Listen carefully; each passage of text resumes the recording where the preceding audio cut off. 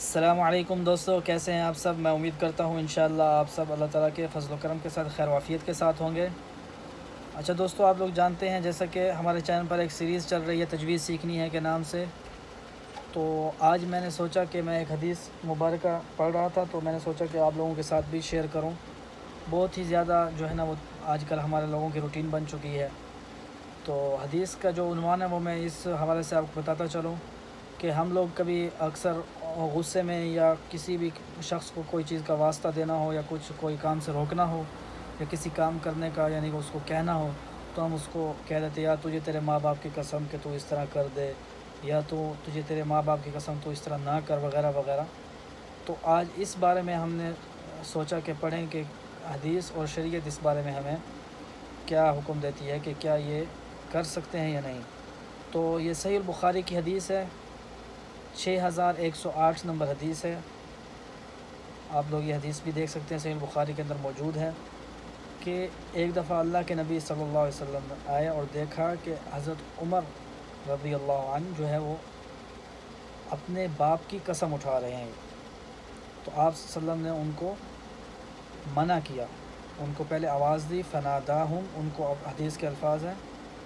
فناداہم، ان کو آواز دی اور پھر ان سے یہ بات کی جو میں آپ لوگوں کو بتانا چاہتا ہوں۔ آپ صلی اللہ علیہ وسلم نے فرمایا الا ان اللہ ینہاکم، کہ خبردار بے شک اللہ تعالیٰ تمہیں اس چیز سے منع کرتا ہے،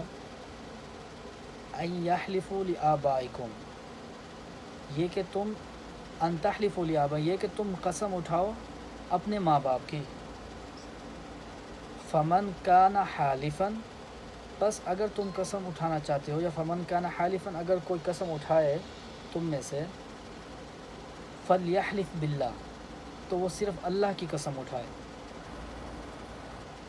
اور اگر وہ اللہ کی قسم نہیں اٹھاتا وَإِلَّا فَلْيَصْمُتْ، اور اگر یہ نہیں کر سکتا تو پھر وہ خاموش رہے، وہ کسی کی قسم نہ دے۔ تو دوستو امید کرتا ہوں انشاءاللہ یہ سبق جو ہے، جو آپ کو یہ حدیث میں نے سنائی ہے، یہ آپ کو پسند آئی ہوگی، اور انشاءاللہ اگر ہم یہ غلطی کر رہے ہیں تو اس چیز سے ہم آج کے بعد نہیں کریں گے۔ تو دوستو یہ ویڈیو اپنے دوستوں کے ساتھ بھی شیئر کریں، لائک کریں،